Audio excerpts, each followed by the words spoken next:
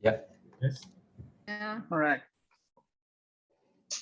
How's everybody? How was the weekend? Not bad, not bad. Not bad. Good. Good. Yeah, not bad. Not too bad over here. It's just like super crazy hot. Heat wave. Hot. Yeah, heat wave in Boston today. We're expecting 36 to 37 Celsius. So yeah, it's like if you listen to the noise in the background, it's the AC like full. I'm in London, so oh yeah, it's been raining for a week, so typical. yeah. I know. I saw a couple of friends pictures on Instagram about that. So today we have I think a very fun and interesting session. I mean, it's too bad that we're only 4, like 5 counting me, but that's fine. I mean, the idea, I don't know if you had the opportunity of checking my YouTube channel. I am uploading the videos in case you get lost or you need like to go at your own pace. So I will try to do that today as well with the session today. And if some of you use the techniques that I show you on Friday, then before or after the break, we can take a look and discuss a couple of things. Because today we have, I think, again, like a very interesting session, because we're going to move into something a little bit more advanced. And actually, this is like state of the art in terms of content generation in machine learning. We're going to use a couple of things that are that came out this year. 2 things that are some sort of like a major breakthrough or advance or step forward to vision and semantic understanding of machine learning models, using something that I will introduce in a brief presentation that I will make. And then we will code, basically, we will combine 2 of these new models that came out. One, I think it was February, the other one was like probably like around the same time, March, maybe May. And I will introduce the idea now, sharing my screen. So I will show this small presentation. Today's lesson is called Generating Content with ML Beyond GANs. We saw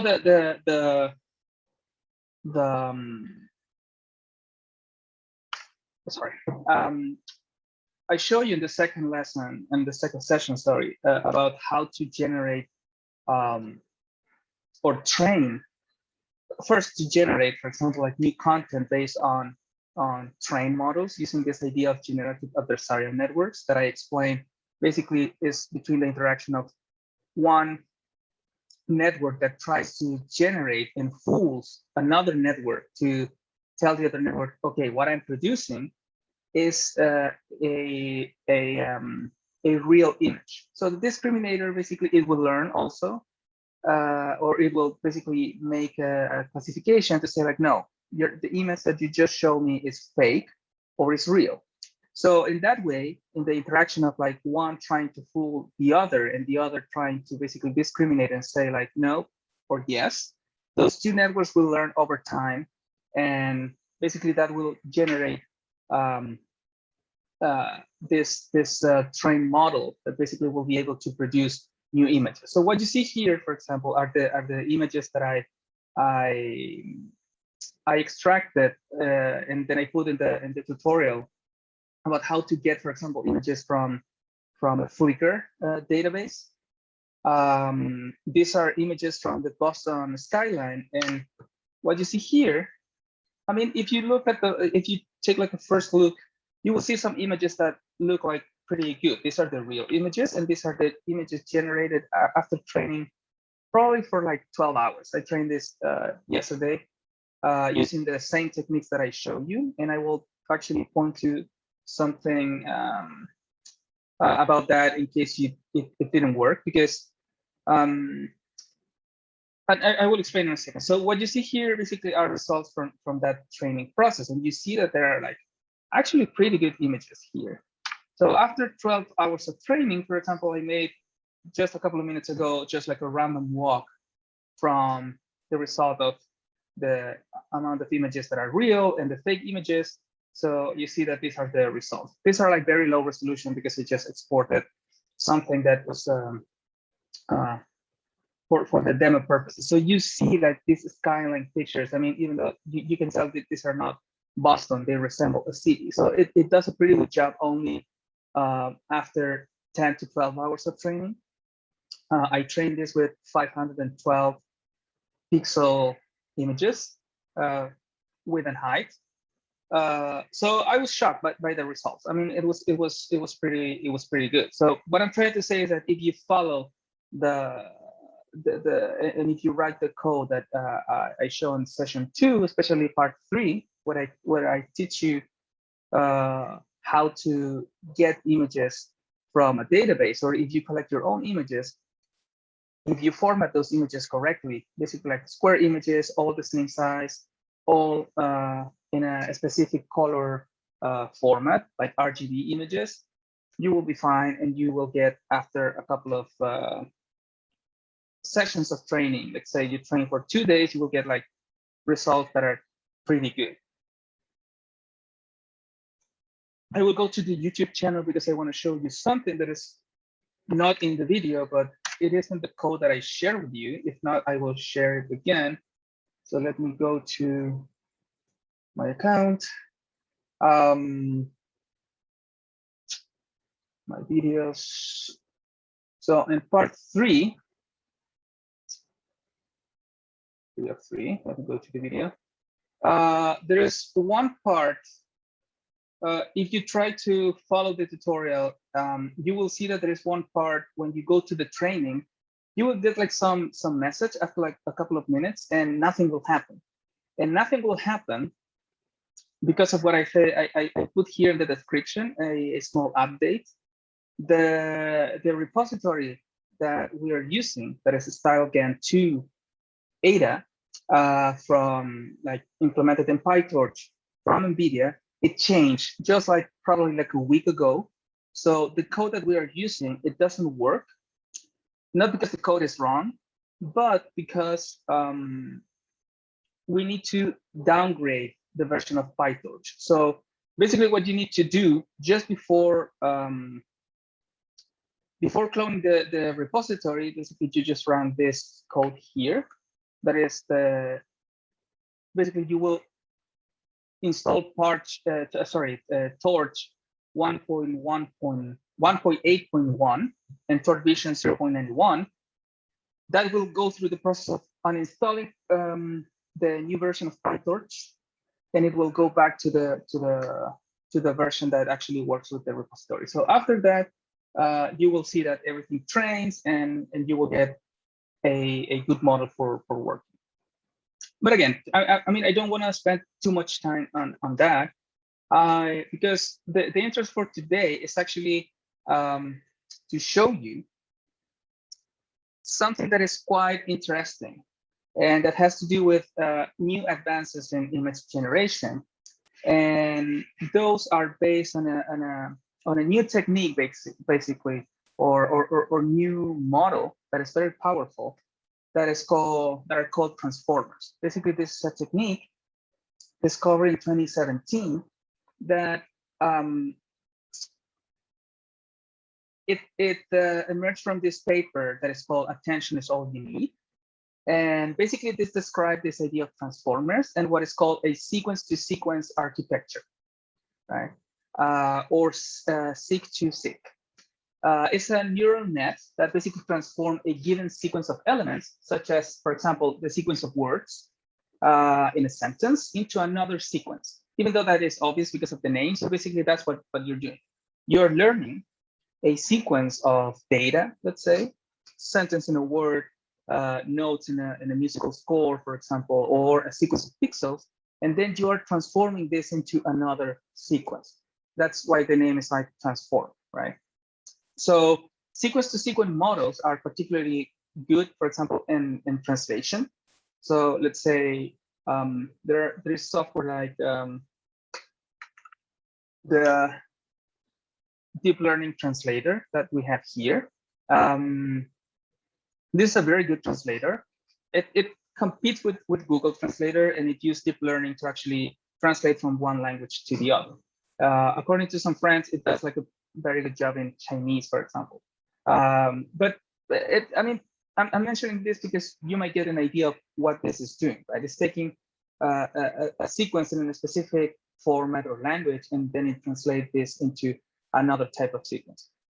And so when we see this, basically like a popular choice for this type of models are the famous LSTMs, long short-term memory based models. But basically with sequence dependent data, the LSTMs models can give meaning to the sequence while remembering or also like forgetting. Basically, it's like an interaction. I won't go deep into what LSTMs are, but basically, it's a model that allows you to remember like meaningful sequences in a sentence, and also forgetting the ones that are not very important. So for example, sentences are sequence dependencies. The order of the words is crucial for understanding the sentence, and LSTMs are a very good natural choice to do that. But sequence-to-sequence models consist. They introduce a new type of paradigm that is based on something that is called a encoder and a decoder, right? So that is like the basic idea of this transformers. And the idea of this is that the encoder will take the input sequence, and it will map it into like a higher dimensional space, so like an n-dimensional vector.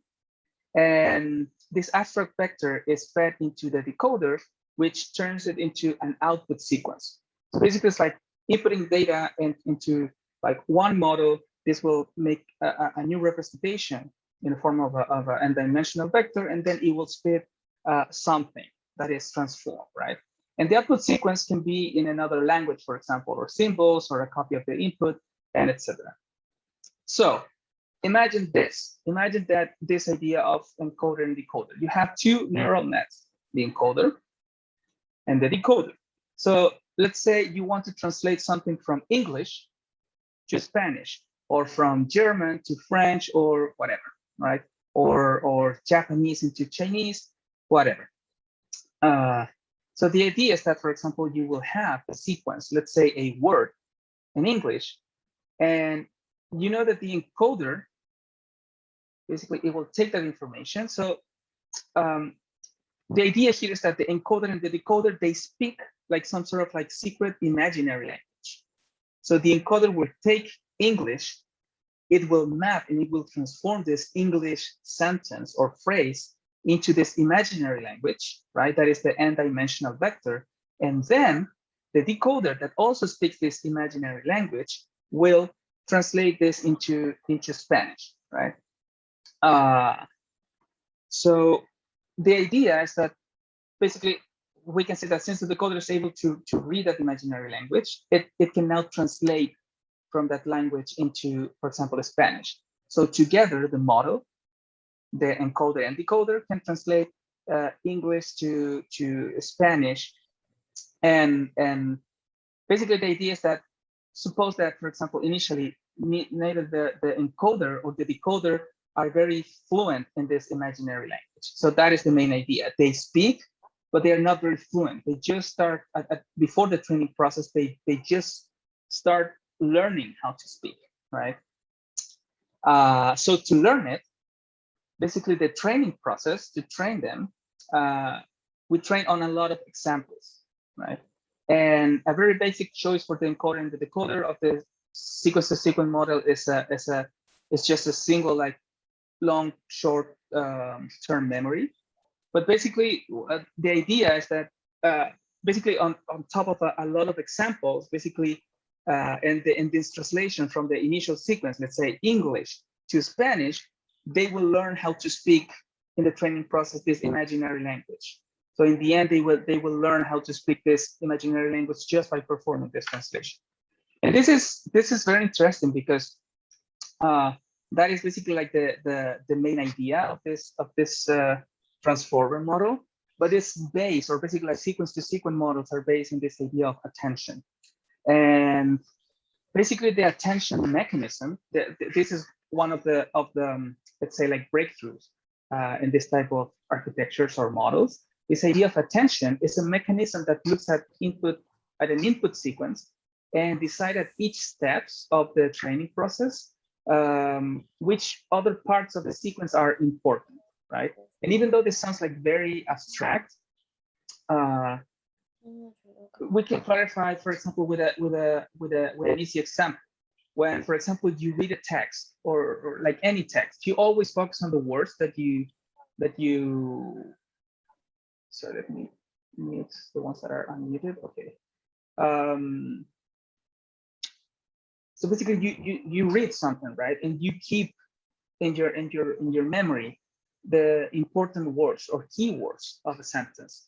Or for example, when you're seeing a presentation like this, probably in your head, attention is something that is like in your head because you're focusing on that.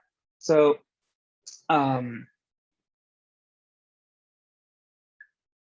and at the same time, when you read, for example, you're always forgetting things that are not very important, right? Basically, you don't pay much attention. That is like some sort of like automatic mechanism that you focus on some words, but other ones that you don't pay a lot of attention. And that is it's basically translated also in this idea of like understanding not only meaningful words, but also like meaningful sentences. So imagine, for example, when you have like a human encoder and decoder, imagine that instead of only writing down the translation of the sequence in the imaginary language, the encoder also writes down or basically highlights the keywords that are important to the semantics of the sentence and gives them to the decoder in addition to the regular translation. So on top of this idea of, let's see, for example, here you have the encoder and the decoder, but also like beyond just like passing down the encoded information, let's say, you're also passing an additional information that is like this set of words that are meaningful. And not only the words that are meaningful, or basically the ones that the network is paying attention, but also the sequences that kind of like mean something, assuming that the machine has that ability of like understanding, right? So, I mean, I won't go like much into detail because we want to go into code to understand this a little bit. But the main idea is that basically you are not using like typical like recurrent neural networks. That is like let's say like the base concept between like this other type of sequence understanding models that we used before, like LSTMs, for example. But these are using like other type of architectures. But the main thing that we want to understand basically is this idea of the mechanism of transforming a sequence, but also paying attention to important or meaningful words to make sense of something. And this is very important because this idea of transformers and this idea of sequence transformation or sequence transformation, because that's the name of transformers, has been applied to multiple models out there. And one of the most popular ones that came in July of 2020 is this model that is called GPT-3. But probably if you have heard like latest, like especially in digital futures, people talk about GPT-3. It's a model that was trained over 175 billion parameters. So basically that's the equivalent of training a model, for example, on the whole Wikipedia database. Or basically like it's like training your model on top of like all the internet. So it's a model that, just to give you a few numbers, it's a model that took like, of course, like a long time to train. This is a model that was created by OpenAI. This is a company, and this is it's not an open source model. You cannot just go download it and use it. It's a model that is available for sale, or basically OpenAI gives like limited access to some companies to use it. to generate, for example, new things. I mean, there are multiple uses that I will show in a second, but basically they use this idea of transformers to create this like super intelligent or smart generative network. To train it, I read like it costs between like $3 and $4 million. So that is like, you see like the dimension of this. I mean, we were training a couple of days ago a GAN. Probably you can train in, I don't know, Runway ML, a GAN model for $15. Imagine that this costs like between $3 and $4 million. So it's crazy. And it's a super like expensive model. So there have been like a lot of issues around like how basically now AI is not democratic, basically, because if you can pay, you can have access to this cutting edge, super smart model if you have the money to afford it. So in the end, basically will happen like everything. If you have the money, you can use it. You can use it for whatever you want. Anyway, so there's this website that you can go. Actually, I will try to go as gpt3demo.com. Let's go for gpt3 demo.com, and it's a website that has many examples of use of this model of GPT-3. So for example, let's try to, I mean, I haven't opened much here. We will use actually one that is based on this same idea, but let's go AI Kanye West, for example. Let's just open that. So basically, we have taught computers. Apparently, this creates like hip hop that sounds like Kanye West. I will play. I don't hear anything. Just let me check what is going on. We can't hear the sound, I think. Yeah, me neither. Let me see if I can. Apparently, I need to enable something here. Just 1 second.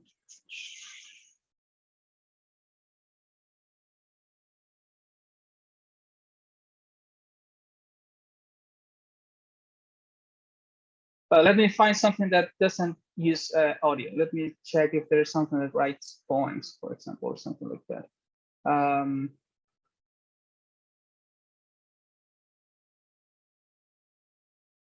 There's a Tinder something. Easy writing. Okay. So about the side writing. So apparently this writes, it says, I mean, you can play with it. I mean, it's not very important, but I just want to show you that you can do pretty much whatever you want. Like in terms of like music, it's used for writing like emails, sentences. For example, this one is a poet generator. This is the website. So yeah, so you see that this is a Twitter account that creates like haiku poems.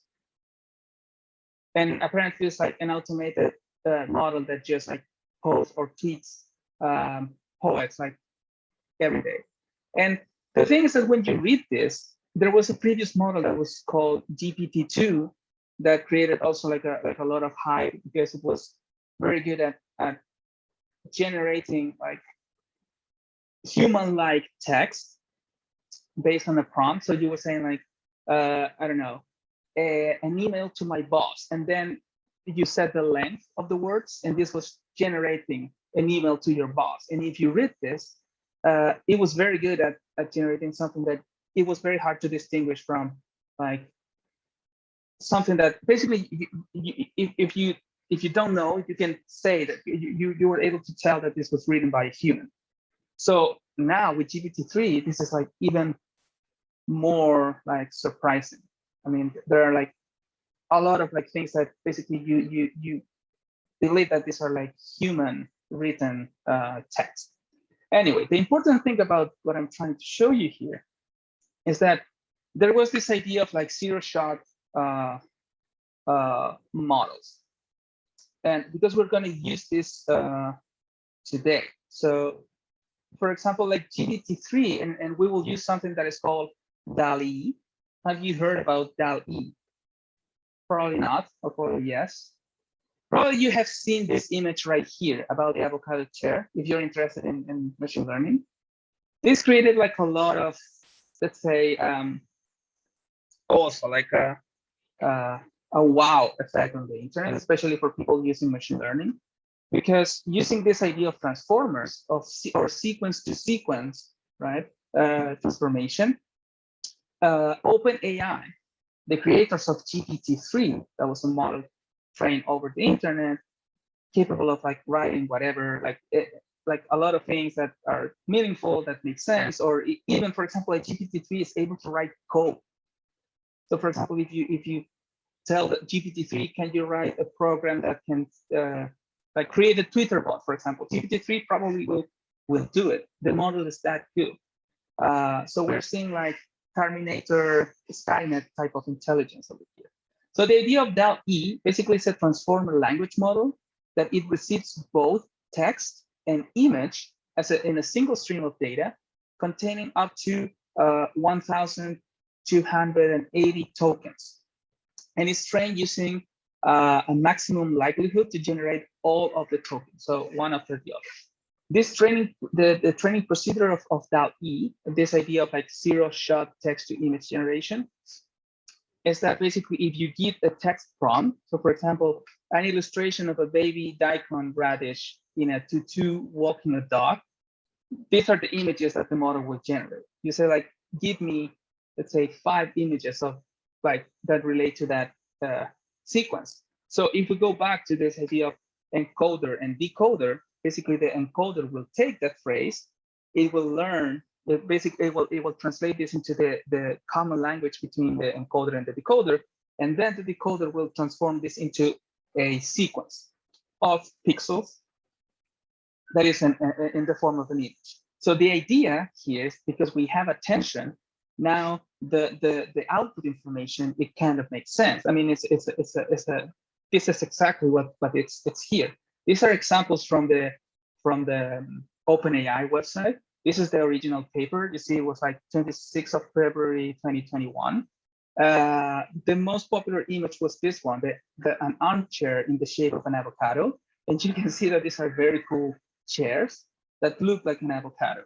And the thing is that, I mean, it's amazing that you can get like high quality images that are pretty evocative, but also like pretty precise. Or for example, like a storefront that has the word OpenAI written on it, and you see like storefronts with OpenAI, or the exact same cat on the top as a sketch on the bottom.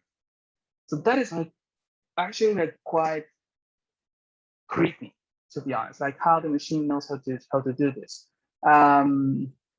So for example, at OpenAI, they said like, we recognize that work involving genetic models has the potential for significant broad societal impacts. They said, in the future, we plan to analyze how models like DALL-E relate to societal issues like economic impact on certain work processes and professional, the potential for bias in the model outputs, and the longer-term ethical challenges implied by this technology. So they acknowledge that this is a huge thing, that this is like big, what they have done. This is a model that is trained over like 12 billion parameters, if I'm not wrong, or maybe more. And the results are like quite interesting. The thing is that this paper, yeah, it was February, and OpenAI, they release like basically like the use of DALL-E. Even though like the exact way how DALL-E works is a mystery, but basically we can say that DALL-E uses the same neural network architecture that is responsible for tons of recent advances in ML. So it uses transformers and other techniques to actually create good images. One thing that I forgot to say, like technologies like GPT-3, for example, they improve like Google search. Like Google used like a form of GPT-3 to basically make your search like more meaningful. This is why like Google is so good at finding stuff. But what you see here, for example, is also like this one of the outputs of DALL-E. This is the result of the prompt: a living room with 2 white armchairs and a painting of the Colosseum. The painting is mounted above a modern fireplace. So this is creepy. I mean, it recognizes that it's a painting of the Colosseum, two armchairs on the wall, and you see that it generates like a lot of images. So you see that, I mean, because of these advances,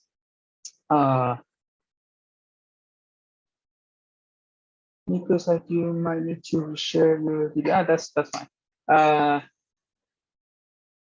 So you see that, I mean, this shows that in the future we will this thing will get better and better in 5 to 10 years, and probably like we will be generating like near reality type of images. So you see again like more results from this.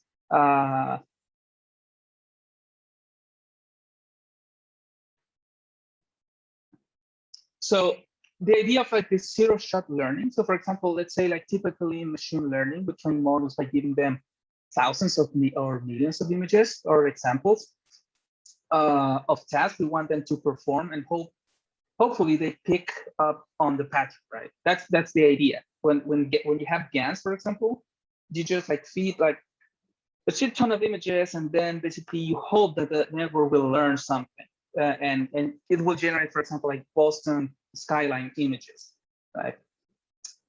So basically, they pick the pattern that you want to produce. To train a model that identifies, for example, dog breeds, for example, we might show a neural network thousands of pictures of dog labeled by breed, and then test if its ability to tag new pictures of dogs. That's pretty much what we did at the first stage, right? An image classification based on convolutional neural networks. Basically, this is a tag with a limited scope that seem almost like very rudimentary compared to what OpenAI, for example, is doing with these new models that can not also like just classify something, but understand the structure of something, like literally like infer like semantics from an image, or basically understand semantics from a phrase and generate something based on that. So this idea of zero-shot learning is the ability of models to perform tasks that they weren't specifically trained to do. For example, DALL-E was trained to generate, for example, images from captions, but with the right text prompt, for example, DALL-E can also generate not only like pictures, like photographs, but also sketches. So that is the idea, right? So as you can see here, the cat, I mean, it's generating an image of this cat, but at the same time, it's generating a sketch. And that is like super creepy, because probably the network does not talk to learn how to do that. How will like the neural network will learn how to do a sketch while it was trained with images? How can it basically distinguish what is a sketch from an image? So I mean, it's crazy. This image was, again, it's like it was super famous, probably one of the most popular images in the last few months related to machine learning. I mean, that looks like a weird cucumber type of chair, but still, still the results are like very good. But these are images from OpenAI, and they say, for example, like DALL-E is able to create plausible images for a great variety of sentences that explore the composition or structure of language. So they illustrate that by using a series of interactive visuals in the website when they say this, but also they OpenAI, they use this model DALL-E along with another model that is like a ranking model that is called CLIP. So basically, you train your model. You use DALL-E. So, for example, to create a pentagonal green clock in the shape of a pentagon, and then you create these images. And let's say you create 100 images based on this prompt, but you also have another network that is called CLIP that will rank the best images. So basically, you refine your results with that. It does like some cherry picking. But the good thing is that, I mean, they show examples that you can control attributes, for example, to generate a clock that is not only green, but it also has the shape of a pentagon. That is crazy. Or, for example, a cube made of a porcupine, a cube with the texture of a porcupine. that is also super crazy. I mean, it's like, I don't know, I just can't believe it. And it does. You see that it does like good job on some cases like this, for example. Here it just generated a porcupine on top of like a weird cube, but you see that the results are like pretty good.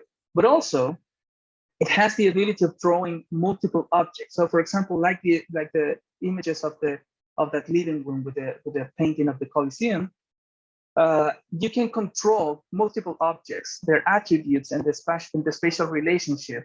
And this is especially challenging. So, for example, here you can basically you can generate a prompt like a small red block sitting on a large green block, and the model is actually producing that. Or, for example, an emoji of a baby penguin wearing a blue hat, red gloves, green shirt, and yellow pants. And this is quite interesting, especially for things like architecture. So let's say you want to generate a floor plan, or you want to generate a facade.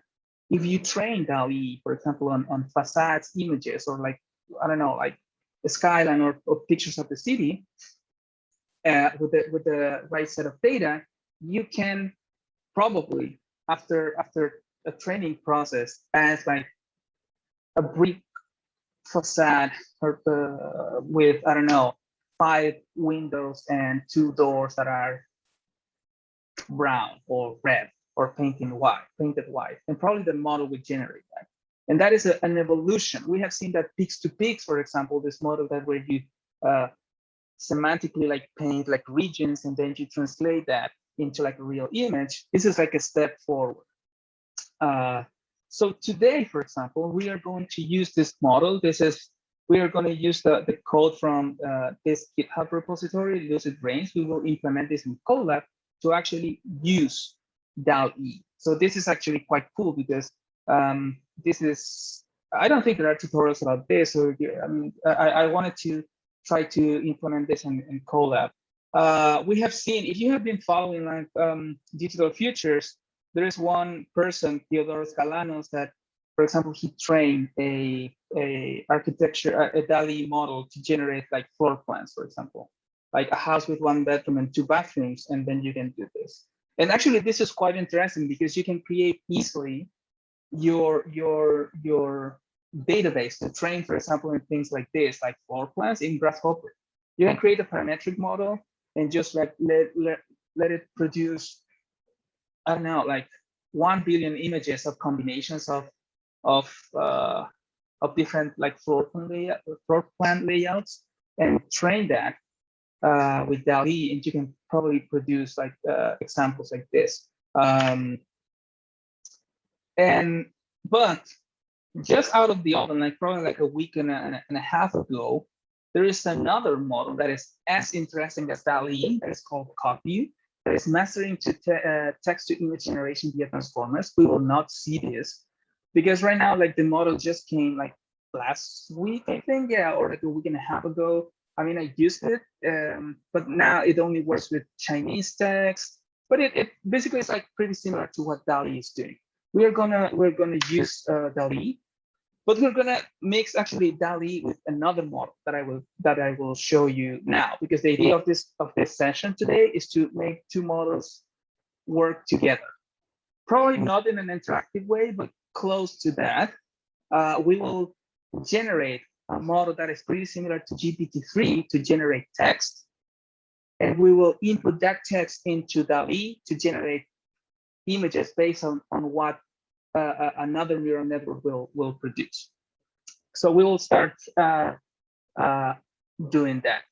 I know that this is like kind of abstract, the explanation. I'm not spending much time to actually explain in detail this type of things, because I mean, this is very new and probably will take like a full session, and we want to actually code and implement this and make it more fun and interactive. So based on that, just let me change my screen here. Just one small second. We want to go to Google Colab, and we want to configure this. First, we will put a name, of course, to our Colab. This will be GPT NEO. to, let's call it GPT NEO. We'll call this like just GPT. It's GPT. What is GPT NEO? Let me show you here. GPT NEO, it's a model that is quite similar to GPT-3, a private model from OpenAI.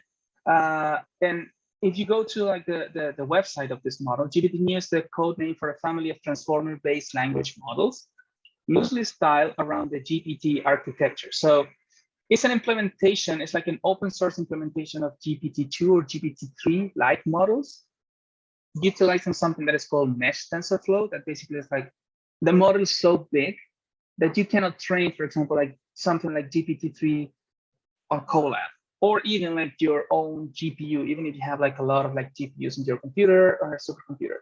So basically it uses like cloud to train this. And it is pretty good, like compared to GPT-3, that is like 170 something like billion parameters.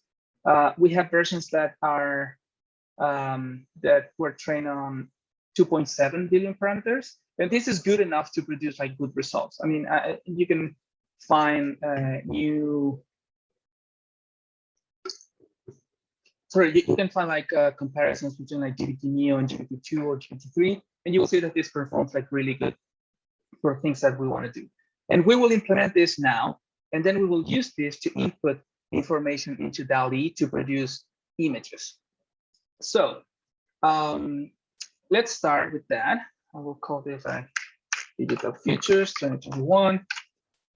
I had one question on my email. The question was like, I sent you the code, but as soon as I finish uploading these videos on the YouTube channel, I will put the GitHub repository with all the Python notebooks. And also someone asked me like, how do I use the code that you sent? Because those were like Python notebooks. You just go to Colab and you just upload a notebook. You just upload the file and that will be open into Google Colab, and you don't have to do anything else, just so you know. So let's start with this famous GPT NEO. The first thing that we want to do, this will be the step one, is to actually, step one,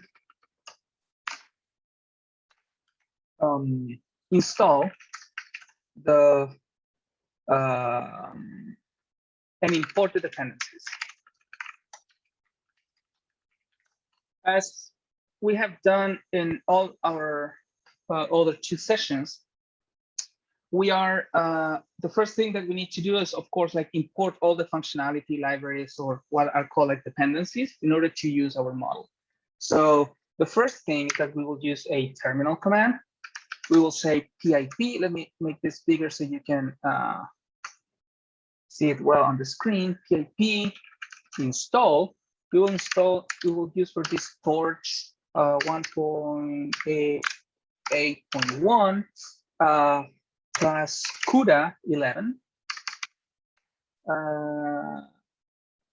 We will install as well Torch Vision. And for that, we will use Torch Vision 0.9.1 plus CU111. We will install also Torch Audio. You can do this in separate lines, but we will use just one line install that will go through all of this. This is Torch Audio. In case you want to do something a little bit more advanced, 8.1 minus F. And here, just let me copy the, no, I will write it.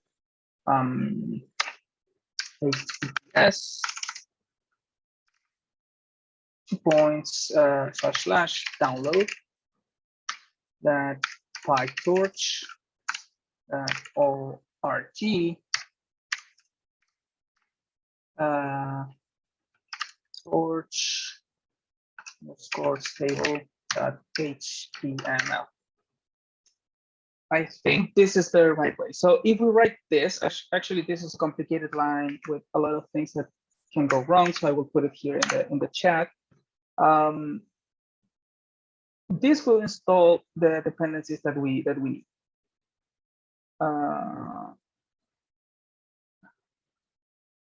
Is giving me a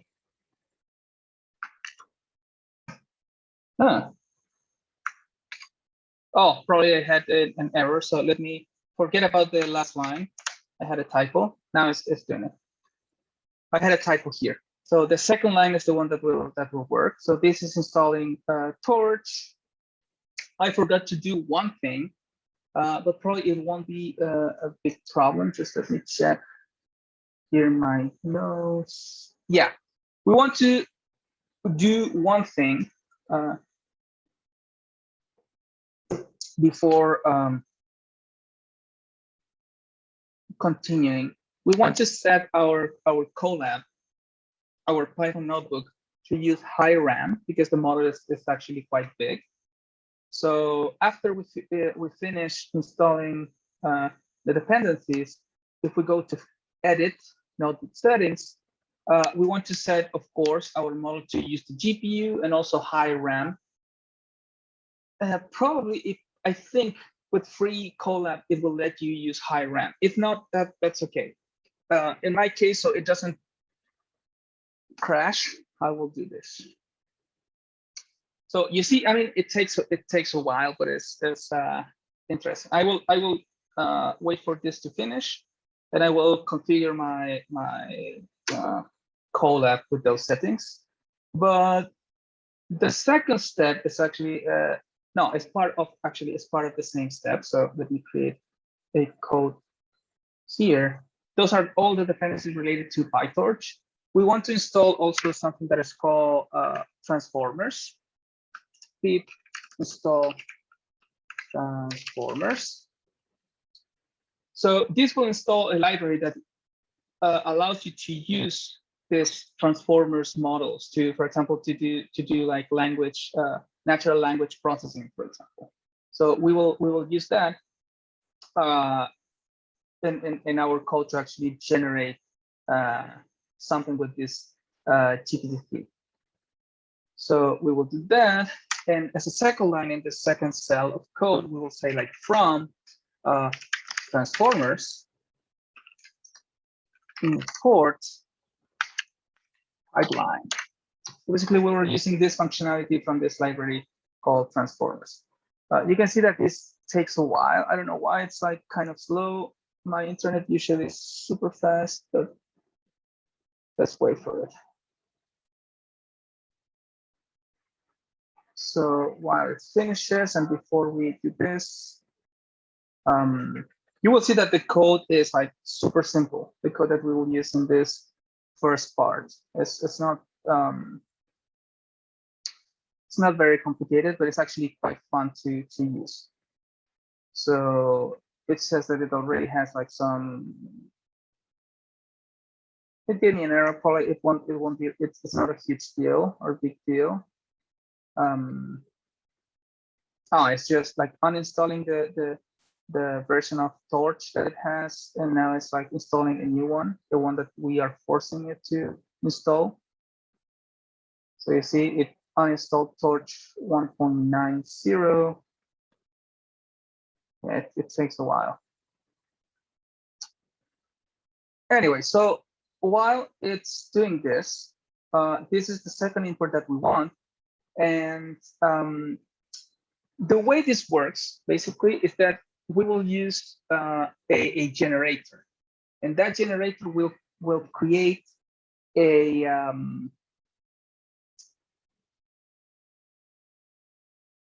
basically it will create the information of the data based on a prompt that we want, right? So we will set the step 2 immediately. Step 2, this will be configure generator. And to configure the generator or create the generator, actually, or set up, actually, let's call it like set up the generator. We can do the following thing. We can say generator equals to pipeline. And here we want to do the following things. Say text generation and specify the model. And here as a model, we will use the model of what I just showed you, that was GPT NEO. We will use the model from this.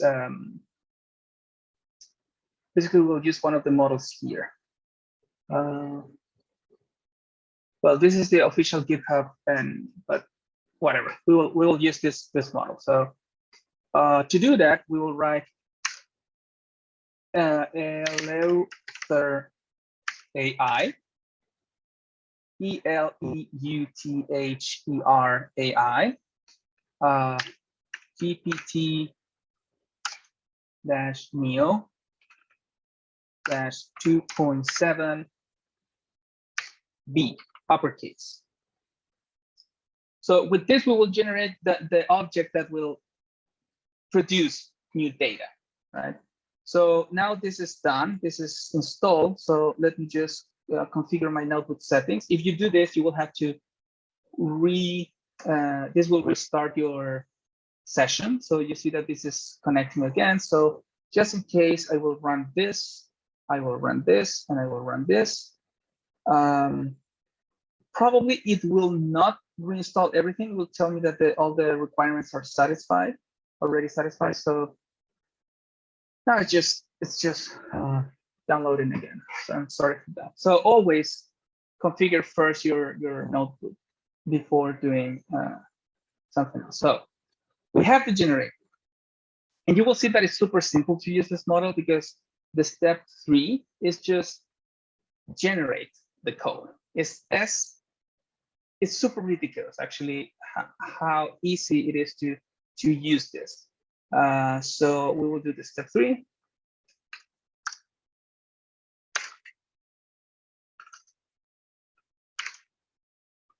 And step 3 is generate new text, actually,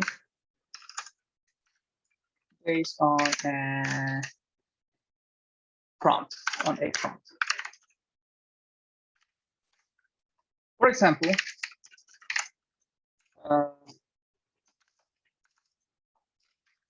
aliens exist.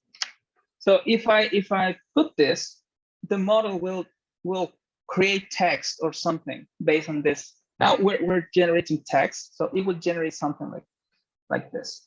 Yeah, still downloading. We will see this.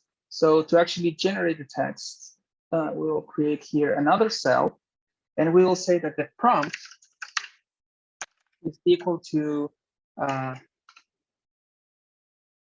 can I say? Boston is a pretty safe city. So if we input this, right, this is our prompt, and we will use this prompt to create something. So basically, this is like a result, and the result will be generator, parenthesis. We will pass as an argument the prompt. We will specify a max length. So this is important. This length, sorry, th, is like how many characters. I think it's characters or words. I don't remember correctly. But basically, it's like the extension. The bigger, the longer the extension that or the bigger the number, it will take longer to generate. So we will just generate something that has like probably like 50, perhaps 50 words. I'm not, yeah, they should be words. And do sample, actually, so it gives us a sample. We will say the true and the temperature. So basically, it's like a parameter, so it can get like a good, I think, like a good sample from the generated option. So, oh, this is going again through this. So I will just execute this. It should take like a couple of more minutes. And finally, what we can do with this is display our results. So we'll do this in another code cell. So we can print the results or save this into a text file. To do that, we can say, for example, print first if we want to visualize the result. We will say print result 0.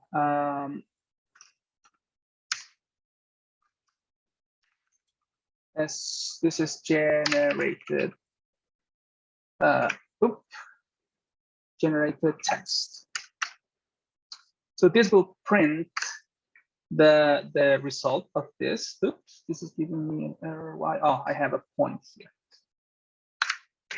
Sorry, this was a comma. So let's see. Not found. Holding face. Oh no.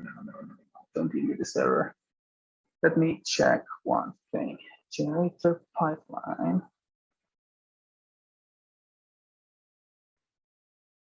If this install transformers. Okay.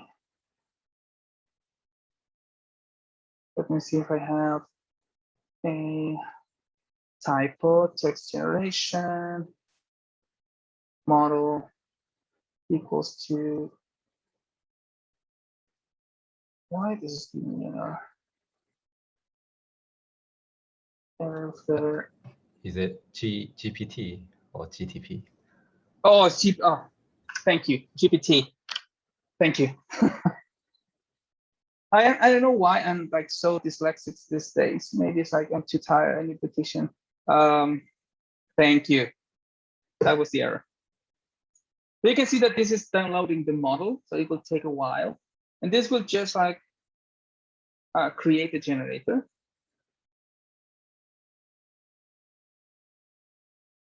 I'm always confused because there's this design company that is called GT2P.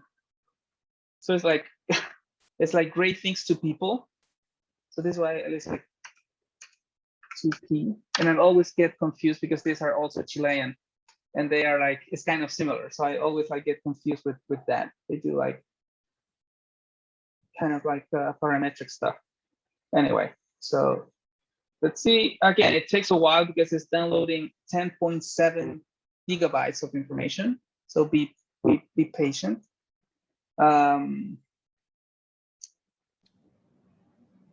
So, yep. I have a question. So I was like using a code to train, it kicked me out from using the GPU, and I was like, how long does it take to like? You're training what No, like what you showed on your YouTube channel on the weekend. Oh, okay. Yeah. So let me see if I can open that Colab actually. While it downloads this, yes, this was also a question. Yeah, it says my GPU usage has been limited because it's like somehow, yeah. So, yeah. So let me show you actually the code. I have. I think this is the one that we use. No, this is not the one. Let me open the right notebook.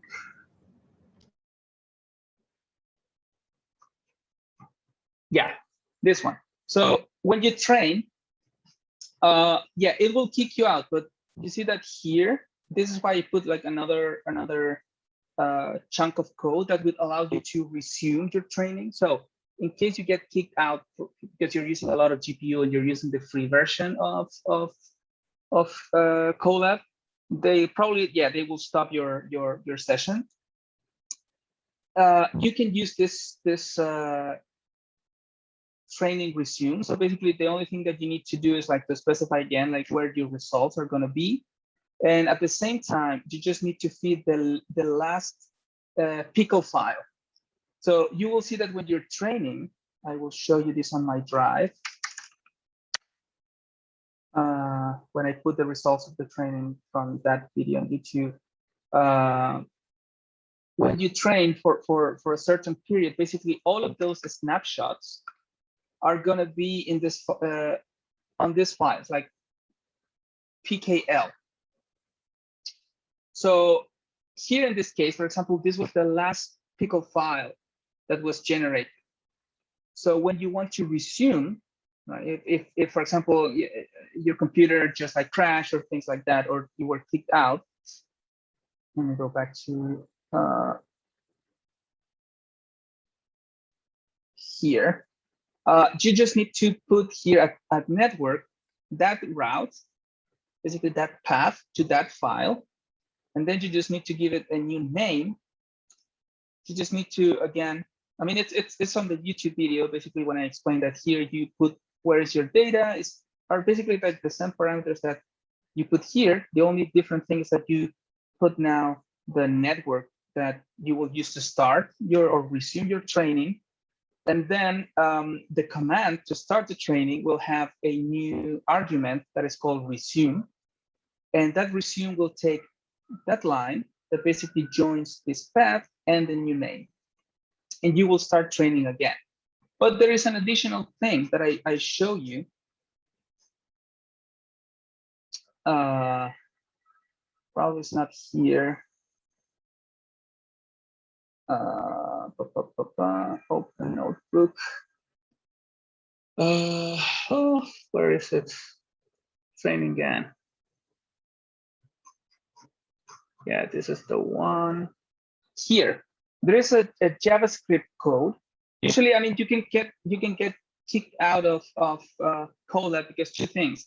Because you're not moving your mouse. Basically, you're not clicking on something.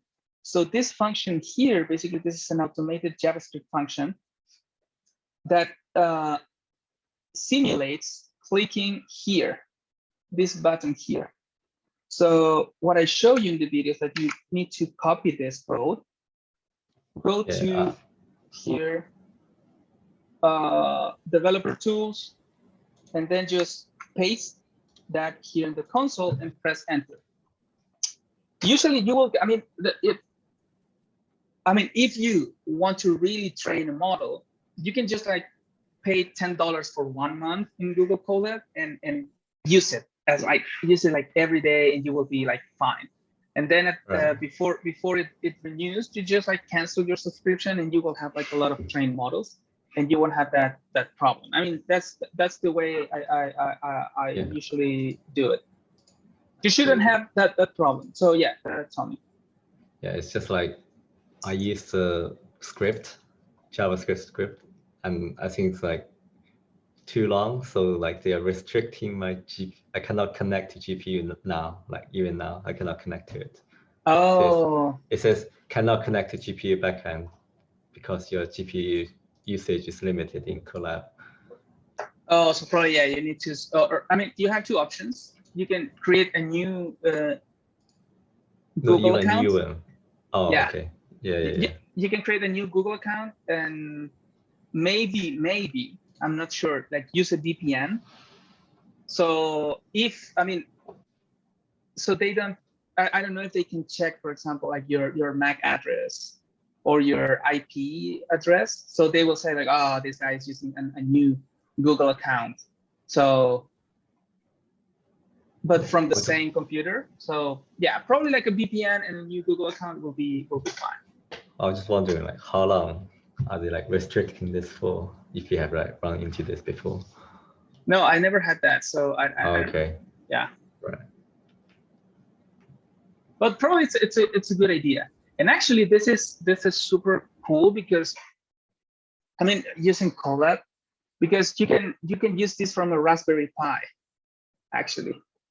So if you want to like free your computer, let's say your laptop, because you have to go to school or you have to go to work or whatever, you can just like run this on a very cheap computer, a Raspberry Pi, or for example a Jetson Nano. That those are like $40 computers that can run Linux, and you can train over there and leave that for days just working. I mean that's what I did once, and it worked. So. Anyway, we are done with downloading this huge model. You see, I mean, I was downloading like pretty fast, but it took like probably like good 10 minutes. Now let's see if this works. So I will generate the prompt. It takes a while. So now it's setting the token ID, and it's not real time. You need to understand this because these are like super like new model. This is not real time. It takes a while to generate something. And now I will also print this, and this should give us something. Why this is like a huge thing, and I mean I like this a lot, and I'm kind of excited of using these models because these are implemented on Python, and in Python it's like relatively like easy language to use. You see it now. We see the results. Like Boston is a pretty safe city for a crime like murder, but not in the same league as the Boston Marathon bombings. I don't know. It doesn't make any sense. But I mean, it did something that you can read. It's not that it's just like, let's create another thing. It's like summer in the US is super hot, but not as hot as Africa. Let's see what it will. And I'm just generating like 50 words actually. So you see, it just stops at some point. What I was trying to say is that Python has like a lot of good libraries, for example, to do, for example, like voice input. So your tokens could be like even, you can talk to the computer, and the computer will basically, you can dictate your prompt to the computer and then use those words to generate more text. And then, as we're going to see, we're going to take a small break and we will implement DALL-E. So we will use the things that we get from here into DALL-E to generate images using a model. And also, I will teach you how to train DALL-E. So that is the important part. For that, you will need Colab Pro. So if you have $10, use those $10 and just like use Google Colab for a month in case you don't want to pay more. But let's see the results. Summer in the US is super hot, typo, but not as Africa. So I put on my swimsuit and ran to the beach. I was only one there, so I was the first one in the water. I was one. I mean, you can see that it generates things that kind of make sense. So this is like pretty good. But one more thing. So now this is generating text based on this prompt. What about code? So this is actually quite crazy. Let's just increase I will increase this to 200, for example. And I will put import numpy as np, import TensorFlow as f, from TensorFlow import Keras. So basically, these are like typical lines that you will put in a code. Like for example, for a machine learning model, let's see what it does. Probably will have like a good output from this. This should give us like a code. So let's wait for it. So what I was saying is that, again, with this model, we can interact. I will teach you how to train DALL-E with your own images. We will use, again, a toy model, a model that is out there, but you will understand one thing so you can basically train your models. The bonus video for this session actually will be related to that. I want to prepare it, and that probably I will put it tomorrow, that it will be like how to generate, for example, your own data in Grasshopper. So you can generate your own database on Grasshopper, for example, to do like floor plan, a training to generate floor plans, for example, or whatever. I mean, whatever you want. It's not a big deal. So you see now, because we're training 200 words. We're generating something that is longer. It takes more time. Hopefully, it will show us here. I never tried with something that long. I usually was putting just like import TensorFlow as TF, and it was giving me like a kind of like something that makes sense as a code. But again, what I'm showing you here is an example that this generate things that are good enough for users like this. We can get super creative and mix this with other models. GPT-3 actually produces some things that are way more advanced. So right now it's doing it. Let's wait for it. And then we will take a 15-minute break. And then we will go back to DALL-E. That is actually, the code is not too long. But we need to learn a couple of things to actually generate what we want to generate. So actually, let's do something. Let's take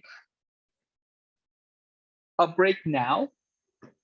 I think it's a good time to take a break, 15 minutes, and we will return. And if you have any questions, let me know in the chat so I can answer those. But let's return in 15 minutes, and we will continue with this. Actually, I will